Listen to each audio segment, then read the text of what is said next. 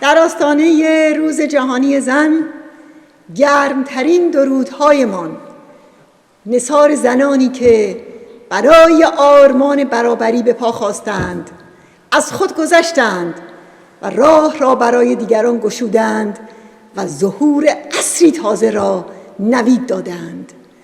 در پرتو همین رزم و رنج‌ها و تجربه 4 دهه مبارزه علیه استبداد دینی، امروز در منتهای سرفرازی آمده‌ام بر این حقایق تأکید کنم که زنان نیروی تغییرند.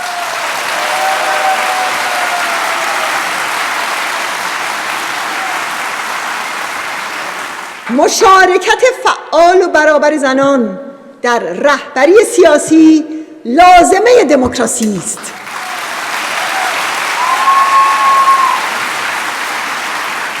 رهایی زن شرط رهایی مرد است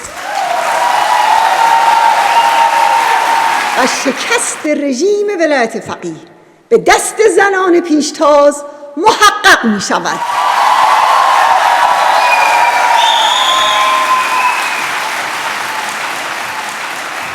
در جهان امروز در بزرگترین جنگ‌ها و بحران‌های انسانی، از جنگ خاورمیانه تا جنگ اوکراین، مثل همیشه زنان و کودکان معصوم اولین قربانیان هستند.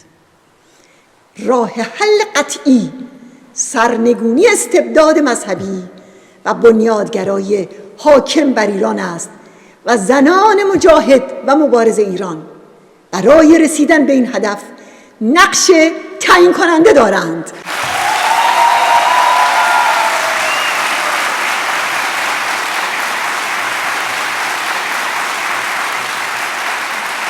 دوستان عزیز، امر برابری زن و مرد در حالی که به ظاهر از جانب بسیاری پذیرفته شده و در قوانین اغلب کشورها وارد شده، اما همچنان چالش اساسی زمانه ماست.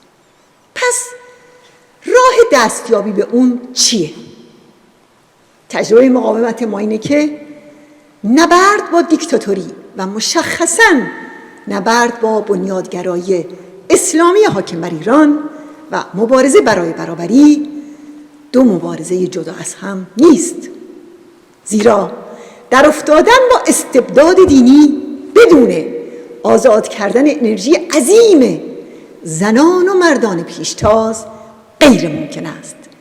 یک جنبش ترقیخواه که می‌خواهد با استبداد دینی بجنگد، باید با ایدئولوژی ارتجاعی بنا شده بر جنسیت و فردیت فروبرنده در بیفتد. نمیتواند رگه ها و عناصری از اون رو در اندیشه و مناسبات خودش داشته باشه. لازمه برابری کنار زدن نگرش ارتجاعی و کالایی نسبت به زن است.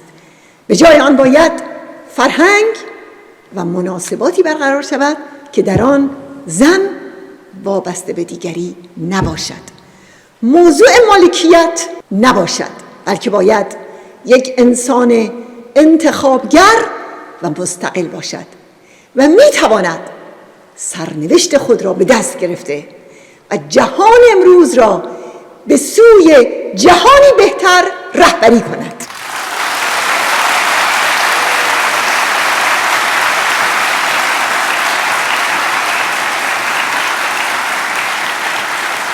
دوستان گرامی، در سال 57 با سرقت انقلاب مردم ایران نیرویی در ایران به حاکمیت رسید که از نظر فرهنگ و ایدئولوژی متعلق به هزاره‌های پیشین است.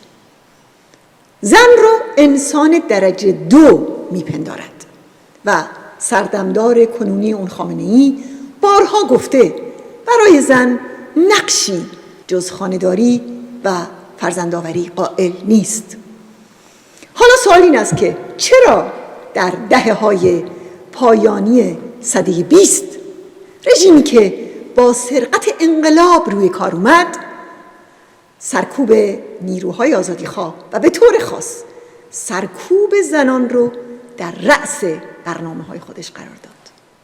آیا این فقط به خاطر طینت عقب مانده حاکمان جدید بود یا عامل دیگه‌ای هم دست اندر کار بود؟ در حقیقت با سرنگونی استبداد وابسته شاه، زنان به عنوان یک نیروی پر انرژی و پرانگیزه که حامل پیشروترین مطالبات رهایی بخشه به میدان اومدند. خمینی با سوء استفاده از اسلام و تحریف اون دستاویز شرعی برای سرکوب فراهم کرد. اونها خوب میدونستند که برای بستن راه نفس جامعه باید ابتدا زنان رو به بند بکشند. پس همه حقوق زنان و یکی از پایه‌ترین حقوق اونها یعنی حق انتخاب پوشش رو از زنان گرفتند و گفتند این مطابق دستور اسلام، در حالی که تحمیل حجاب و هر تحمیل و اجبار دیگری برخلاف روح رهایی بخش اسلام است. همچنان که جدای دین از دولت از مسببات شورای ملی مقاومت برای ایران آینده است.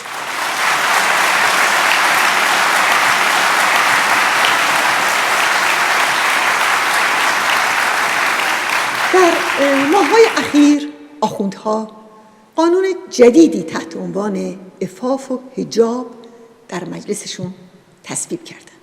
این یک برنامه سازماندهی اجتماعی و امنیتی برای اعمال اختناقه که لبه تیز اون متوجه زنانه. همزمان تهدیدها برای تحمیل حجاب اجباری به زنان در معابر عمومی، در واحدهای تولیدی و اداری، همچنین مراکز آموزشی گسترش پیدا کرد و فشار و آزار نسبت به زندانیان سیاسی زن مضاعف شد. ولی اونها هر روز بر مقاومتشون علیه این رژیم افزوده و می افزایند. بله، دشمن شورشگران را به بند می کشد، اما آنها زندان را به میدان نبرد و مقاومت تبدیل می کنند.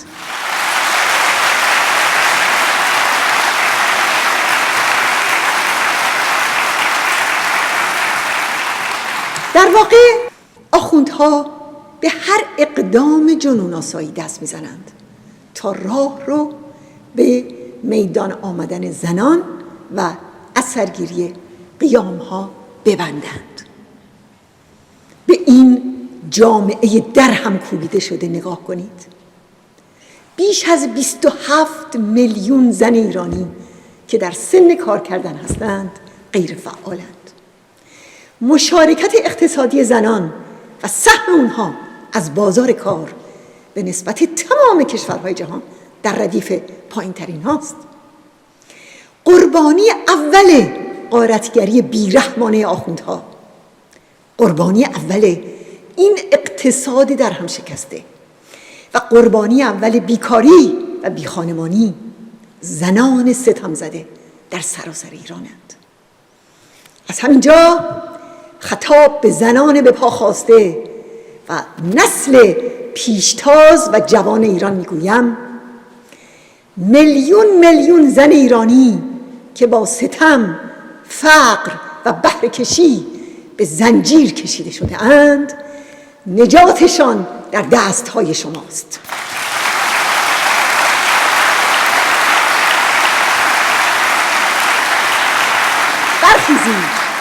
برخیزید و یک صدا تمام ایران و جهان را از این فریاد پر کنید: نه به حجاب اجباری، نه به دین اجباری، نه به حکومت اجباری.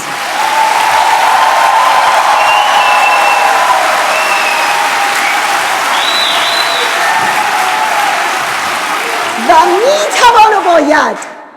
میتوان و باید رژیم ولایت فقیه را سرنگون کرد.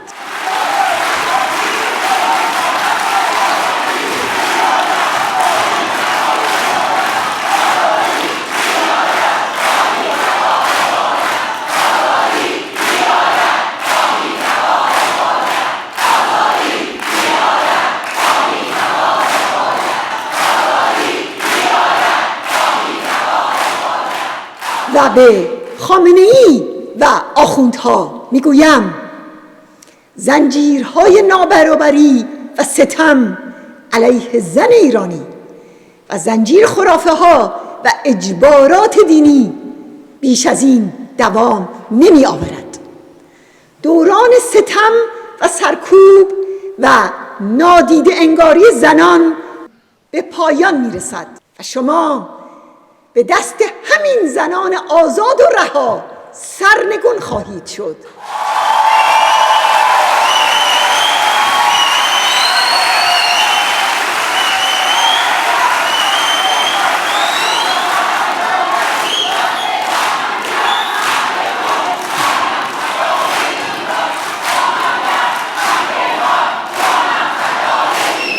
روزی می آید که هیچ کس به خاطر نوع لباس یا زندگی فردیش یا به خاطر باورهای دینی و سیاسیش مورد سؤال قرار نمیگیرد و دیگر هیچ زنی اعدام نمی شود، هیچ زنی شلاق نمی خورد و هیچ زنی در بند و زنجیر نخواهد بود.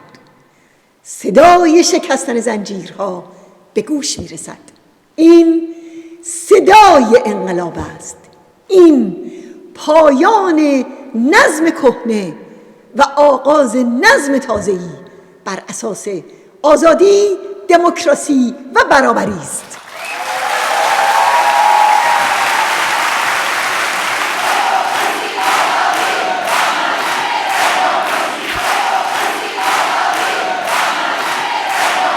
طرح 12 ماده‌ای آزادی‌ها و حقوق زنان که از سوی مقاومت ایران ارائه شده تضمین کننده همین حقوق زنان در ایران آزاد فرداست.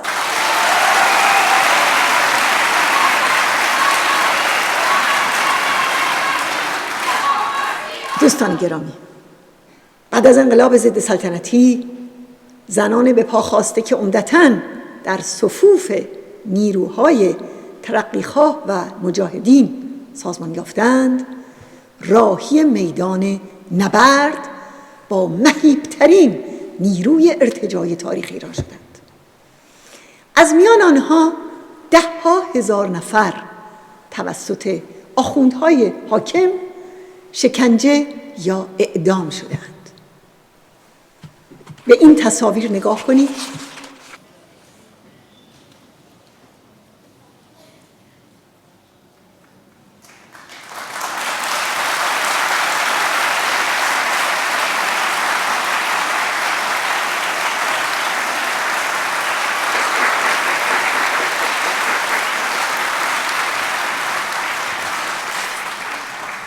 اینها شماری از زنان پیشتاز نبرد با 2 نظام شیخ و شاه هستند.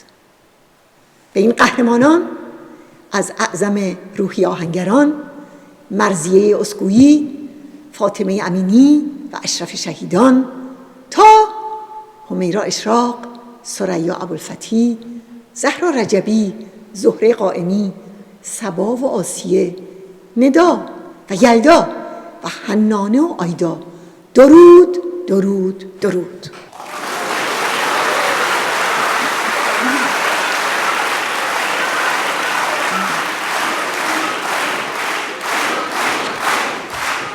گفتم که 10,000 زن توسط رژیم آخوندی شکنجه یا اعدام شدند. به این رقم توجه کنید. این رقم از شروع دوران تازه‌ای در جهان معاصر به ویژه در ایران خبر می‌دهد. ببینیم مشخصه این دوران چیست؟ مشخصه آن ظهور نیرویی در صحنه سیاسی ایران است که نیروی شکست استبداد دینی است و این توانایی و صلاحیت را در عبور از زندان و شکنجه و به ویژه میدانهای نبرد سیاسی، نظامی و ایدئولوژیک به دست آورده. در سالهای اول حاکمیت خمینی دختران مجاهد و مبارز سد استواری در برابر اون تشکیل دادند. در فردای 30 خرداد سال 60 خمینی 12 دختر مجاهد رو فقط به جرم شرکت در تظاهرات 30 خرداد تیربارون کرد. اغلب اونها سنشون کمتر از 18 سال بود، اما در موقع اعدام حتی نام خودشون رو به دشمن نگفتند.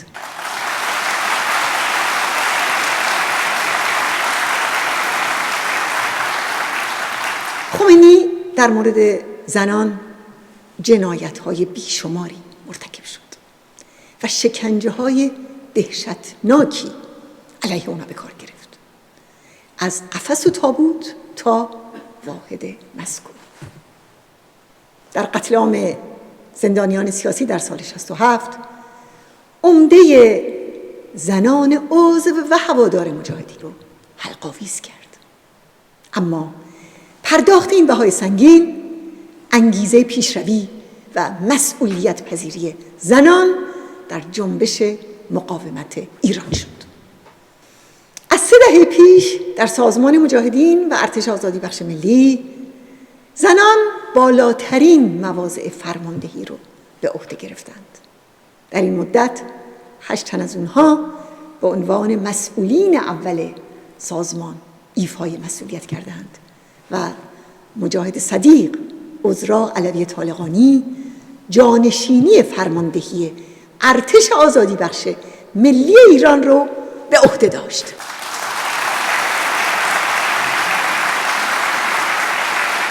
در نبردهای فروغ جاویدان روحیه و تهاجم اونها چنان دشمن رو به وحشت انداخت که بعد از 35 سال هنوز با ترس از اون یاد میکنم.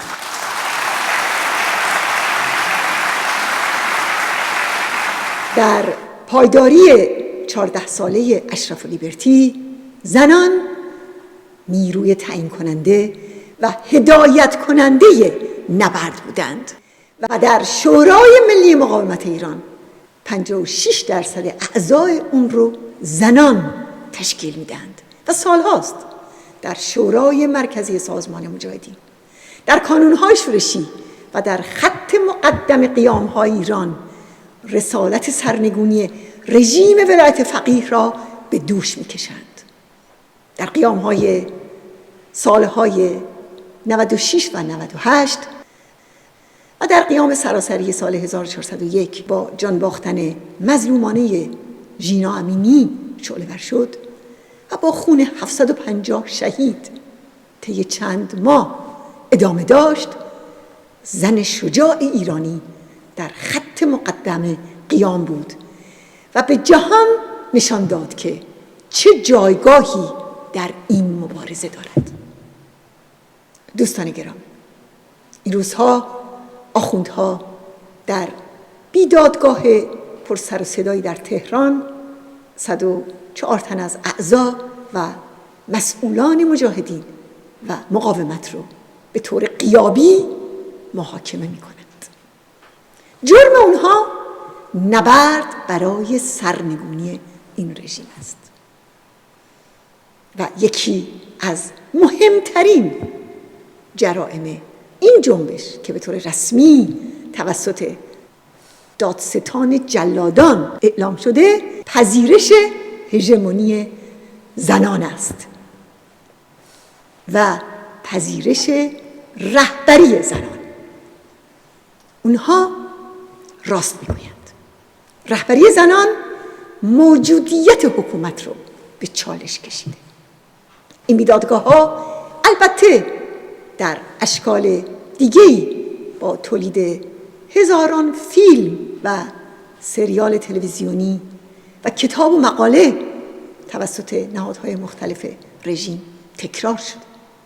سالهای سال وزارت بدنام اطلاعات و نیروی تروریستی قدس یک زرادخانه بزرگ شیطانسازی علیه مقاومت ایران رو راه انداختند. تلاش‌های اونها که هر بار شکست می‌خوره، علیه تشکیلات این جنبش، علیه راهبر این مقاومت و علیه مناسبات رها و پاک زنان و مردان این جنبشه. این واکنش مذبوحانه اونها نسبت به جاذبه اجتماعی جایگاه زنان در این مقاومت.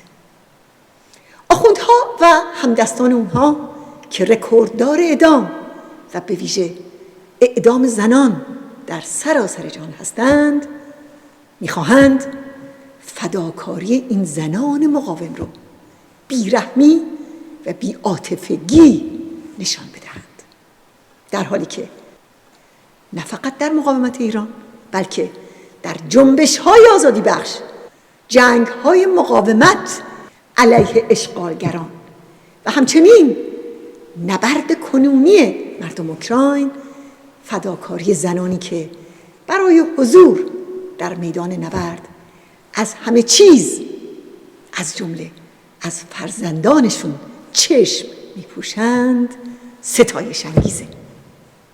وقتی آخوندها بیدادگاه‌ها، زندان‌ها و رسانه‌هاشون رو بی‌وقفه از ناسزاگویی به زنان مقاومت پر می‌کنند، به این معنیه که تمرکز مقاومت ایران بر امر برابری زن و مرد پیروز شده و به این معنیه که چشمانداز اعلام شده این مقاومت، یعنی سرنگونی این رژیم، با نقش آفرینی زنان به پا خواسته محقق خواهد شد.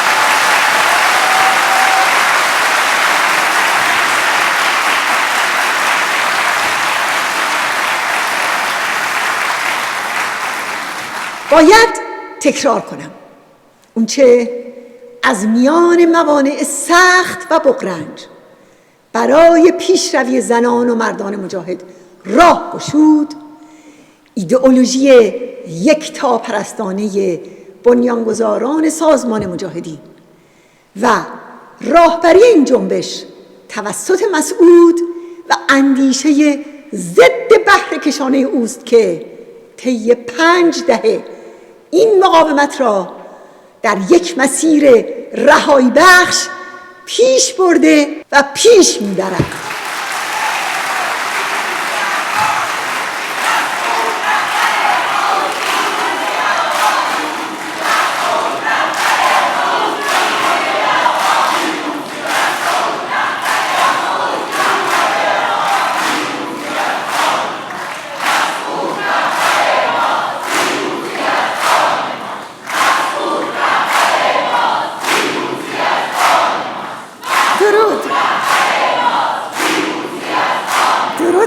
سلام، درود. خواهران گرامی، مشارکت گسترده زنان در مبارزه برای تغییر این رژیم یک روند تصادفی یا خود به خودی نیست و دیدیم که با چه پشتوانه و سابقه‌ای زن ایرانی جلودار قیام‌ها شده. شورای مرکزی سازمان مجاهدین متشکل از 1000 زن پیشتاز، الگوی فداکاری و مبارزه برای زنان ایران، به خصوص دختران و زنان در کانون‌های شورشی است. مجاهدانی که از همه چیز، از جمله از خانه و خانواده گذشتند. زنان مجاهد در یک مبارزه مستمر و رهایی بخش بر فرهنگ برآمده از جنسیت و فردیت فروبرنده شورش کرده و انقلابی نوین را نمایندگی می کنند. ببینیم که آنها در عمل و نظر چه فانوس‌هایی در این راه تاریک روشن کردند. در یک کلام چه کیده تجربه آنها می توان و باید است.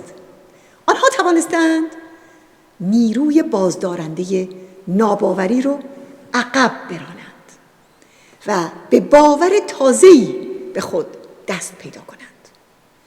در ظلمات زنستیزی و حسادت و حذف و رقابت منفی آنها فداکاری و عواطف خواهرانه رو پیشه خود کردند. ارزش‌های دنیای کهن مانند اصالت دادن به قیافه و جوانی و پیری رو که خوره انرژی هاست کنار زدند. به جای اینکه بگویند میخواهم اینطور باشم، میگویند میتوانم اینطور باشم. پیشگام پذیرش مسئولیت‌های سنگین و الگوهایی در مدیریت جمعی هستند که جاه طلبی و روی کرده اول من و فقط برای من رو رد میکنند.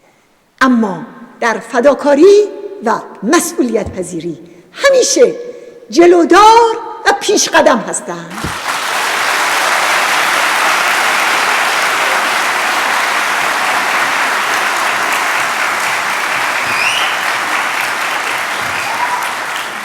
قادر شده‌اند شنیدن دیگران را که کلید مناسبات پیشرفته و یک توانایی عالی انسانیه در خود پرورش بدن.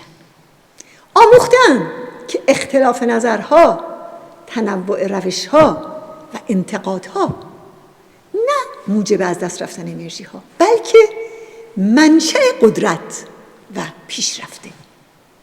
به جای اسیر شدن در ضعف‌های خود و سایرین، کمبودهای یکدیگر رو پر می‌کنند و در مناسباتی صمیمانه با انرژی مضاعف به پیش می‌روند. آموختند در برابر مشکلات هر چند بزرگ ریسک کنند و تسلیم تعادل قوا نشوند.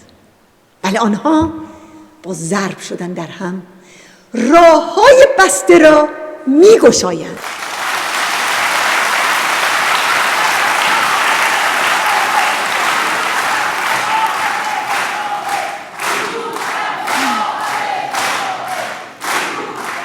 امروز زنان و مردان مجاهد راه و روش مبارزه با ایدئولوژی‌های جنسیت و فردیت فروبرنده رو به تئوری‌های مدون تبدیل کردند و در دوره‌های مختلف آموزشی و کارآموزی اون رو در پراتیک و عمل روزانه تجربه می‌کنند. اونها در این مبارزه به توان ریشه‌کنی این قل و زنجیرهای تاریخی دست پیدا کردند و این نبرد را ادامه می‌دهند. شعار اونها اینه: ستمزدگی و نابرابری یک سرنوشت ازلی و ابدی نیست.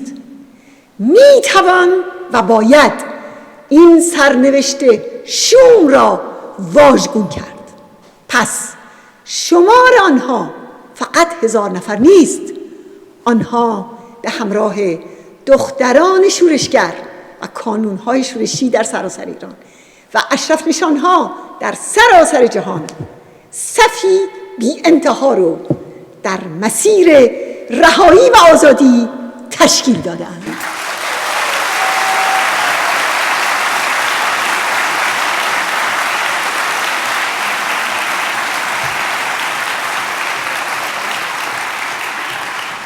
دوستان عزیز، حالا به پرچالشترین تحول میرسیم، یعنی هژمونی زنان. سوال اینه، آیا این یک تحول زود هنگام نیست؟ آیا نباید این تغییر رو به دهه‌های آینده و به زمانی موکول کرد که جوامع کنونی به درجات بالاتری از تکامل اجتماعی رسیده باشند؟ پاسخ ما این است که شکستن طلسم نابرابری بدون یک جهش ممکن نیست. این جهش هژمونی زنان است، به خصوص به دلیل نبرد ما با یک استبداد زنستیز بسیار ضروری بود و مشارکت فعال زنان در رهبری سیاسی و سایر پهنه‌های مسئولیت در گروه اون بود. اما هژمونی زنان که میگیم چه معنایی داره؟ آیا سهیم شدن در قدرت مردان است؟ خیر، این یک تحول رهایی بخش است. رهبری زنان در کسب کرسی‌های مدیریت محدود نمی شود. سهیم شدن در قدرت مردانه نیست، بلکه تغییر دادن سرشت این قدرت است. در این باره مسعود گفته خلق جدیدی در کار است که یگانگی و کمال انسانی را مد نظر دارد. طغیان و شورش علیه فرهنگی است که بر استثمار زن و کالایی دیدن او بنا شده که هم برای زنان و هم برای مردان اسارت بار است. اون مناسباتی که بر نابرابری زن و مرد متکیه و نظامی که زنان رو به حاشیه میرونه، نتیجهش قدرت طلبی بی انتها، استبداد و انحصار طلبی، تصمیم گیری های خودسرانه، اتلاف منابع کشور و فساد و سرکوب است. راه حل این بحران فراگیر حضور زنان در رهبری است و این همان تحول نو و شکوهمندی است که جهان را دگرگون می‌کند.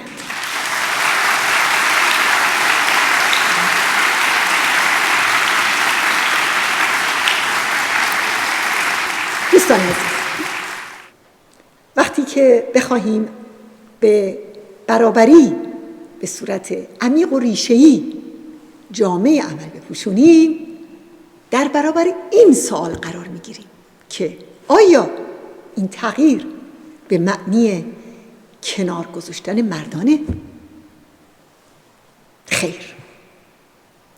راه حل هایی که میخواد جای زن و مرد رو عوض کنه به رهایی زنان منجر نمیشه. پیام تازه مقاومت ما اینه که نه تعویض قدرت، بلکه تغییر ایدئولوژی مرد سالار یک ضرورت اجتناب ناپذیر برای پیشبرد امر برابری است. علاوه بر این، تجربه جنبش ما اثبات کرد که وقتی مردان رهبری زنان رو میپذیرند، روابط میان مردان هم تغییر میکنه و برادرانه و پرداختگرانه میشه. بله، در جهان رهایی و آزادی پیشروی زن و مرد نه در تقابل با هم که لازمه همند و یکدیگر را تکمیل میکنند. مردان این جنبش این پیام را برای مردان ایران دارند: برابری، برادری و رهایی.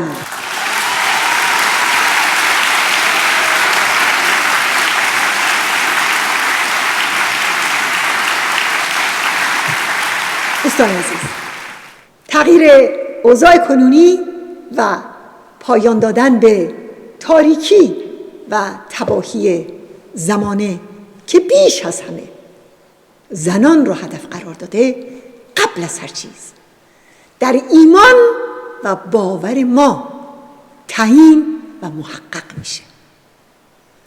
و من باور دارم که میتوان و باید دنیایی نو بر اساس آزادی و برابری ساخت.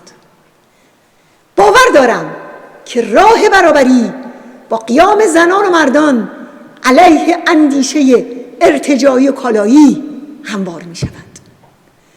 باور دارم روزی نگاه کالایی به زن گذشته شرمگینانه بشریت می شود و هر زن به چشم انسان انتخابگری دیده می شود که اختیار تمام هستی خود را در دست دارد.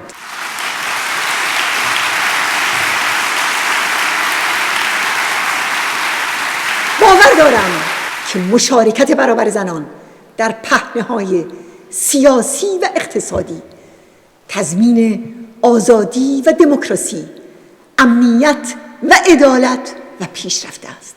و باور دارم که شکست بنیادگرایی و استبداد دینی حاکم بر ایران با پیشتازی، جنگاوری و رهایی زنان و مردان ایران امکان پذیر است و زنان نیروی تغییر سرنوشت در عصر حاضر هستند.